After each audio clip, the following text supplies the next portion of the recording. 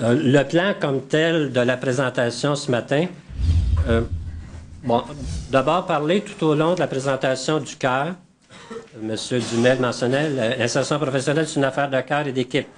Si on parle de cœur, on parle de passion, d'engagement, d'être audacieux malgré la charge d'une direction d'établissement, une direction de centre, surtout vous ce matin, vous êtes accompagné également des gens de la commission scolaire qui ont cette préoccupation de l'insertion professionnelle. Alors, vous formez l'équipe et c'est comme ça que je vois l'insertion professionnelle, un travail d'équipe de la part des représentants des commissions scolaires, ceux qui aident. Ça doit toujours se rappeler qu'une commission scolaire est là pour soutenir les écoles, les établissements, répartir les richesses, s'assurer de la qualité des services qui sont donnés, etc. On sait que d'année en année, il y a des choses qui se rajoutent, comme les conventions de partenariat, les conventions de gestion de réussite éducative et tout ce domaine-là. Ce qui fait que, malgré tout, toujours être vigilant, avoir à l'œil certaines choses. Et peut-être une petite inquiétude que je veux vous soumettre, que je vais parler de temps à autre lors de la conférence, c'est tout l'aspect bureaucratisation, dont il faut faire attention, bien sûr, dans un domaine comme l'éducation, dans le domaine comme les établissements d'enseignement, que ce soit au niveau école, que ce soit au niveau des centres adultes, centres professionnels. Alors, attention à ce qui concerne la bureaucratisation et surtout faire attention dans le cadre ou dans le domaine de l'insertion professionnelle, peut-être tendance à cette bureaucratisation-là. Un travail d'équipe, alors je vais vous parler beaucoup ce matin de collectif, parce que la responsabilité que nous avons, c'est une responsabilité collective. Au niveau de la Faculté des sciences d'éducation du département, nous avons cette responsabilité-là, les professeurs l'ont, nous l'avons et nous devons l'avoir dans notre système d'éducation. Pensez d'abord au collectif plutôt qu'à l'individuel, qui l'un ne nie pas l'autre, mais le collectif, il est extrêmement important. On le voit de par les nouveaux programmes, entre autres, où on parle de programmes par niveau. Les équipes niveau doivent travailler un programme de cycle comme tel. Au niveau des conseils d'établissement, on parle d'équipes, de collectifs.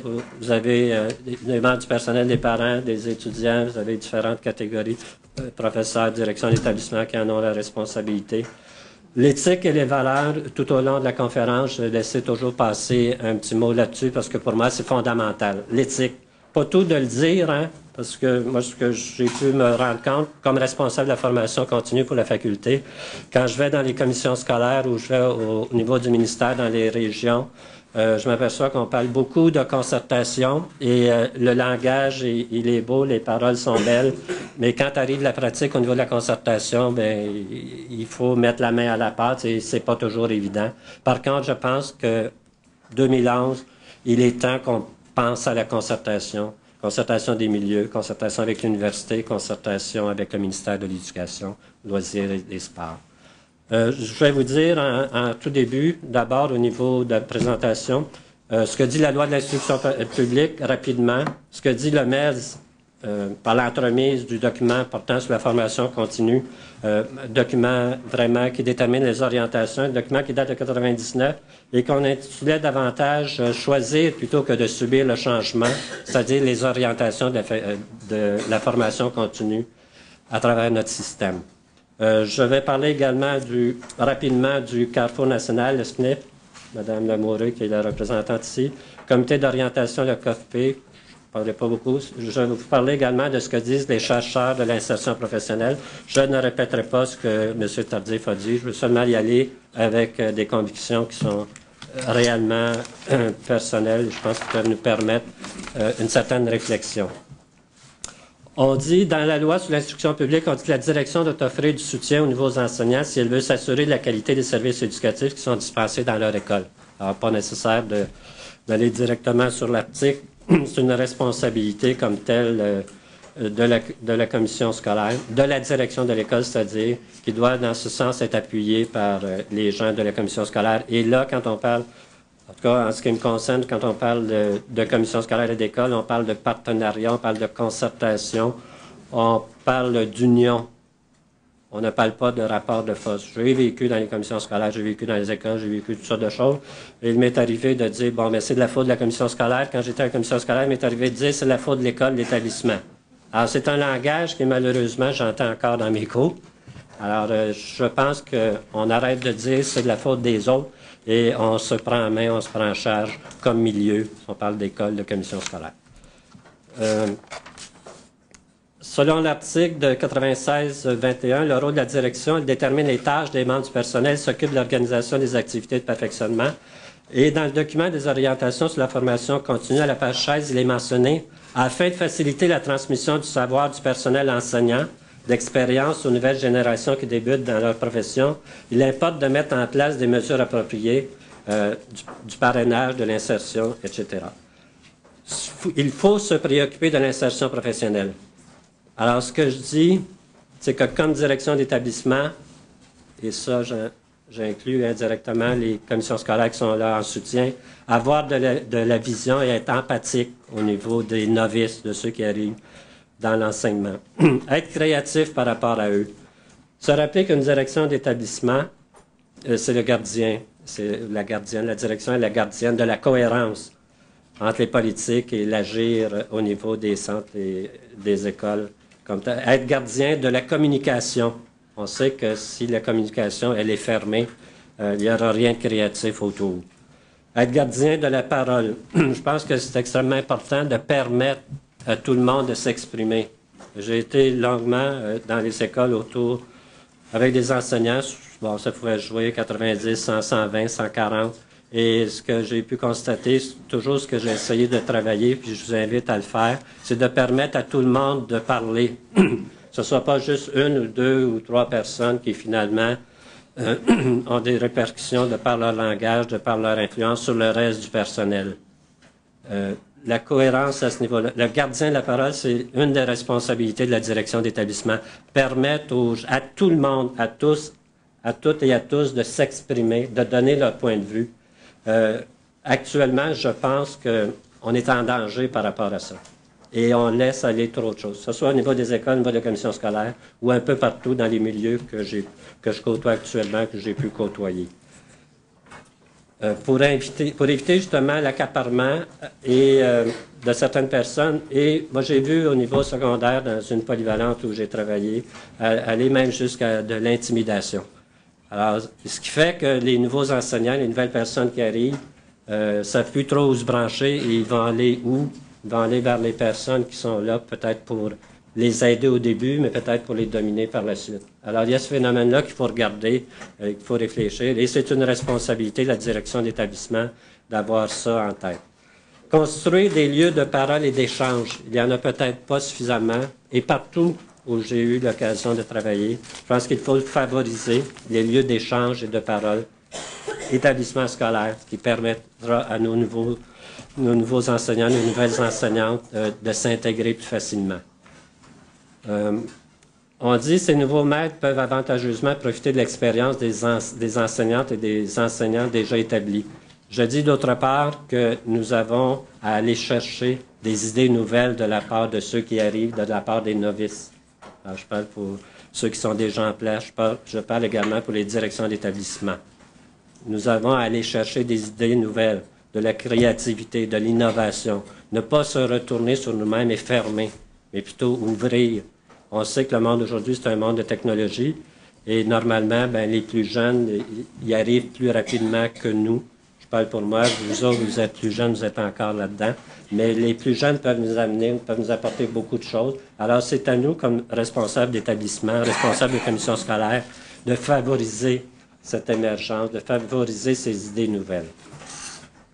Je parle également de la coopération, d'analyse des pratiques professionnelles de façon réflexive, des pratiques professionnelles des nouveaux, de ceux qui arrivent, en collaboration avec ceux qui sont là depuis longtemps et ceux qui sont là avec passion. Alors, je parlais au début là d'une affaire de cœur, ce que M. Dumais nous avait fait parvenir. Alors, d'une affaire de cœur, c'est une affaire de passion aussi. Aujourd'hui, on parle moins de vocation, mais on parle de cœur, on parle de l'être humain, de l'humanisme autour de ça. Et quand on parle de l'arrivée des novices, on parle de l'actualisation du potentiel des deux. J'ai vu, je vais les énumérer rapidement tout à l'heure, dans plusieurs commissions scolaires, il y a des façons de faire intéressantes.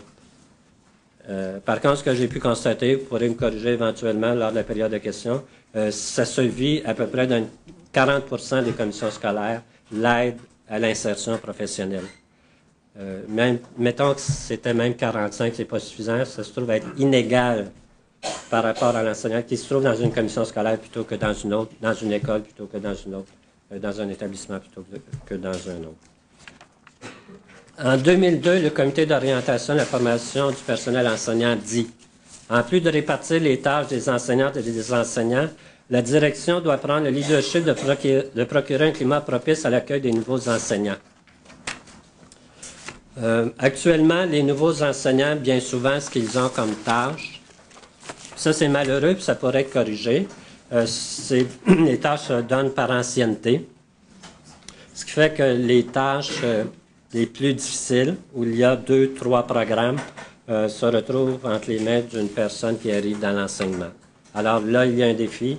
Je pensais que les choses s'étaient améliorées. Ce qu'on m'a confirmé dans la préparation de cette conférence depuis l'automne dernier, c'est que ça continue. Seulement rappeler aux directions d'établissement, à moins qu'il y ait eu des changements au niveau des conventions locales, que c'est un droit de gérance, l'affectation et les tâches que l'on donne. Alors, de choisir le professeur, de le placer au bon endroit pour que l'élève ait le meilleur enseignement, pour que le jeune enseignant puisse vraiment travailler dans un contexte où c'est faisable, c'est réalisable, son travail comme tel, bien, il faut se repencher là-dessus. Si nous avons laissé aller au niveau des conventions locales certaines choses, je pense qu'il faut les rattraper le plus tôt possible. Mais quant à moi, ça reste un droit de gérance des directions d'établissement. L'affectation au niveau des tâches, ce qui se passe là, entre le mois de mai et le mois de juin, avant le départ, et même à l'arrivée par la suite. Alors, il y a un droit de gérance. C'est la direction d'école qui en ont la responsabilité, et c'est extrêmement important pour éviter que les jeunes, les novices, ceux qui arrivent dans la fonction, se retrouvent avec des tâches inhumaines. Et finalement, ben, c'est des jeunes qu'on voit disparaître dans les années qui suivent ou même dans l'année en cours. Commission scolaire des grandes seigneuries. En feuilletant sur les différents sites au niveau de l'insertion professionnelle, ceux qui s'en préoccupent, comme le SNIF et puis le comité d'orientation un petit peu partout, j'ai vu que dans la commission scolaire des grandes seigneuries, il y avait un programme intéressant, il y en a dans plusieurs commissions scolaires, et on décrivait le rôle d'une direction d'école, qui était de faciliter, d'appuyer la démarche d'insertion professionnelle à cet égard. Prévoir l'accueil, se préoccuper des bons fonctionnements de diade mentor-mentoré, publiciser le mentorat dans l'école, assurer l'accessibilité à la formation d'appoint, énonce ses attentes, accueil, soutien au plan éthique et pédagogique, renvoyer au plan éthique et pédagogique.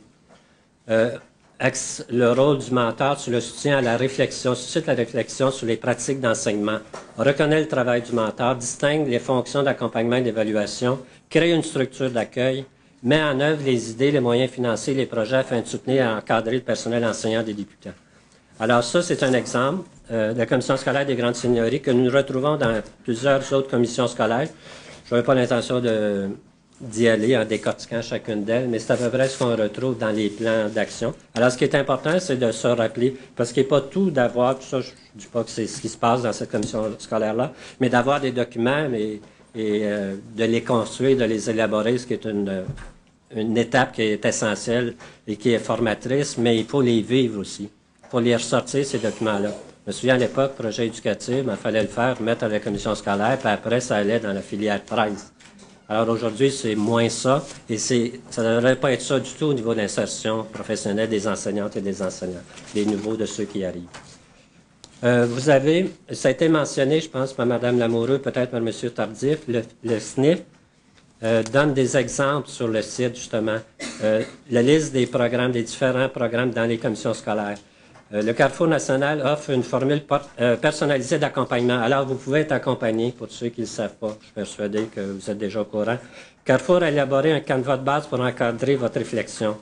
Le Carrefour demande également de partage pour que toutes et tous profitent des expertises vécues, des échanges. Alors, cet organisme, en tout cas, je suis très content peut-être d'être à la table ce matin pour leur dire félicitations, merci, il faut continuer.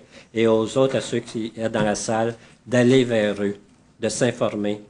Ces gens-là sont là pour vous soutenir, vous aider, vous conseiller, ou de vous emmener dans votre sur votre terrain, dans vos établissements, dans votre commission scolaire, à réfléchir et à vous prendre en main au niveau de l'insertion professionnelle.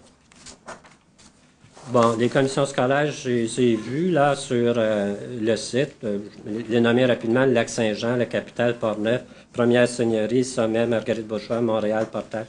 Je ne les nommerai pas toutes, vous vous connaissez. Félicitations à tous ceux qui ont un programme d'insertion professionnelle. Je vous encourage à aller plus loin, à y revenir si ça remonte aux années 2003-2004 à certains endroits. Peut-être rendu en 2011, il y a des ajustements à faire.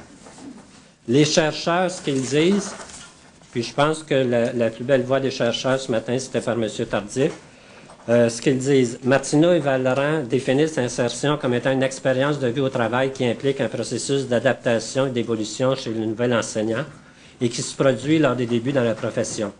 Pour Gervais, Colette Gervais, qui j'ai eu l'occasion avec qui de discuter tout au long de l'automne par rapport à ce que j'allais dire ce matin, pour Gervais, cette expérience correspond à ce qui succède à la formation initiale et constitue la première étape d'une formation continue. Alors, voyez le lien.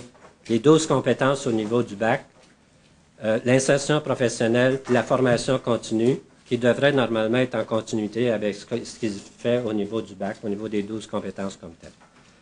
Selon Gervais, les interventions pour soutenir l'insertion doivent veiller à accompagner le novice dans le passage des 3 frontières, l'efficacité dans le travail, l'acquisition de la culture organisationnelle, l'insertion au groupe et l'obtention d'une reconnaissance sociale. La prise en charge d'une classe implique des compétences multiples qui, dans la tradition de l'enseignement, ne sont pas mises en œuvre de façon graduelle, alors que dans d'autres professions, ça se fait de façon graduelle. Habituellement, on distribue, que ce soit au niveau des centres de ressources humaines dans les compagnies ou au niveau du ministère ou un peu partout, on donne des dossiers graduellement. Alors que chez les novices, chez les nouveaux enseignants, trop souvent, là, ils ont toute la tâche en partant. Alors ça, il y aura probablement un questionnement à faire et des solutions à trouver. L'insertion se réalise même dans des conditions plus difficiles, selon le Conseil supérieur de l'éducation. Gervais, Martineau, Dorerao, Martineau, Vallerand, Muca, bon. Notamment à cause d'une répartition des tâches basées sur l'ancienneté, ce que j'ai mentionné tout à l'heure. Alors ça, c'est confirmé par les chercheurs. Et le Conseil supérieur dit, si l'on ne tient pas compte de l'inexpérience de ceux qui arrivent, on ne reconnaît pas non plus la valeur de l'expérience des enseignants en poste, des enseignantes et des enseignants, pour ce qui est d'assumer la complexité de leur fonction. Alors c'est ça le paradoxe. Si on ne tient pas compte de l'inexpérience, on ne tient pas non plus compte de ce que les autres, de ceux qui sont en poste, peuvent apporter. Et ça, je pense que c'est dommage. Selon les chercheurs, l'insertion se vit sur une période de 5 ans en moyenne. Pour le comité d'orientation de la formation du personnel enseignant, il n'y a que 35 des commissions scolaires, tout à l'heure je parlais de 40, là, qui ont mis en place des mesures d'encadrement pour accueillir les nouveaux. Pourtant, il s'agit de mesures qui rapportent. Par exemple, commission scolaire Marguerite-Bourgeois, 95,5 des enseignants poursuivent dans la profession. Quand même un petit pourcentage, là. Mais ceux qui ont des programmes de formation, c'est vraiment un soutien et ça aide. Bon. Ça va. Je vais passer quelques feuilles. C'était seulement pour que vous puissiez prendre des notes. Ce petit document, je vais regarder ça avec vous parce que, ce qu'on m'a dit, l'insertion du personnel enseignant est une affaire de cœur d'équipe. Et il faut avoir cette préoccupation-là au niveau des directions d'établissement et des commissions scolaires pour que ce soit au cœur de notre vision éducative. Donc, introduire la préoccupation de l'insertion professionnelle au cœur de notre vision éducative. Alors, si on parle de vision et de la créativité, je pense qu'une direction d'établissement doit se pencher là-dessus pour essayer de voir. Si on dit avoir de la vision, c'est de voir plus loin, essayer de voir des choses. L'élaboration d'une vision au-delà de la créativité. J'ai pris quelques citations d'un collègue, Richard Boudreau, qui avait écrit là-dessus, où on a eu à échanger beaucoup par rapport à la formation des directions d'établissement. Boudreau postule que les sources de la vision ont une dimension intérieure. L'élaboration d'une vision se compose en 3 temps. Observer, percevoir, nommer. Alors, quand vous regardez en avant, et une direction d'établissement doit toujours être en avant de son personnel. Si on est en arrière, à la remorque ou à côté, on joue probablement pas notre rôle de leader. Et le leadership, si on ne le prend pas avec le collectif, avec notre équipe, mais c'est d'autres personnes qui le prennent et ça peut se faire peut-être dans le chaos. La phase d'observation du gestionnaire se fait à partir de ses connaissances, ses valeurs, ses attitudes. Sur l'autre page, la vision de la créativité. L'élaboration d'une vision est de l'ordre de la créativité. Tout au long du processus de la vision, il y a un balancement de la création individuelle et de la création collective. C'est la communication qui permet d'assurer le développement de cette création. Alors, la communication au niveau des établissements, au niveau des commissions scolaires, je pense que ça va de soi. La communication au niveau des cours qui se donnent par les différentes universités en lien avec les commissions scolaires et les établissements. Selon Boudreau, la vision passe par la communication et débouche sur des petites réalisations. La vision est alors incarnée, concrétisée, devient un moteur de nos nouvelles réalisations.